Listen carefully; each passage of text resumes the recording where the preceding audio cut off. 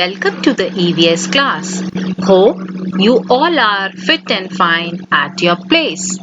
Today we are going to start a new lesson number 7, that is protecting plants and animals. As the name of the chapter says, we are going to study in this chapter how to protect plants and animals. But before this, we will study how plants and animals depend on each other.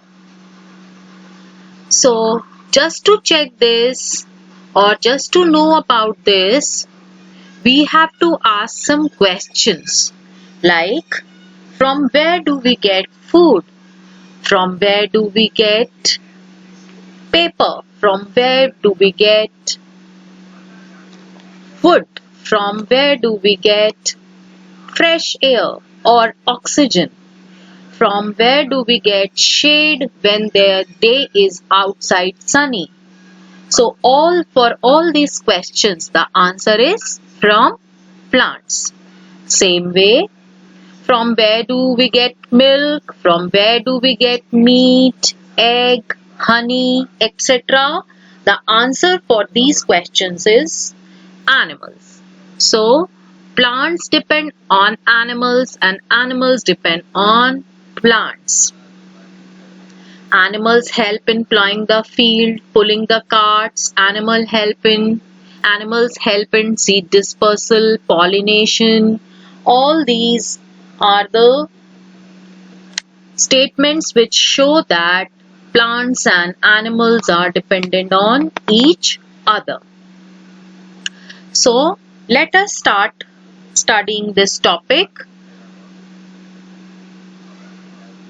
All living things in the world depend on each other. It is shown in this slide. Like plants, we depend on plants for oxygen, food, medicines, paper, air, wood, shade, etc. Plants depend on animals for carbon dioxide, seed dispersal, pollination. Humans depend on animals for milk, meat, egg, honey, etc. So these are the uses of plants and animals. Now we are going to study how to divide the animals into different categories or different groups. So we have made 4 groups. You can see in this slide clearly. First group, plants eating animals. Animals which eat plants only. They are known as herbivores like sheep, zebra, giraffe, cow, etc. Now second group is flesh eating animals. They are known as carnivores like fox, wolf, lion, tiger, shark, etc. The third category is omnivores. Omnivores are the animals which eat both plants and animal flesh. For example, human beings, crow, bear, etc. And decomposers is the fourth category of animals. Decomposers feed on dead matter and they decay the dead matter and release nutrients in the environment which are absorbed by the plants. Examples, bacteria and fungi. So we have divided the plants into 4 groups. Again, this picture is showing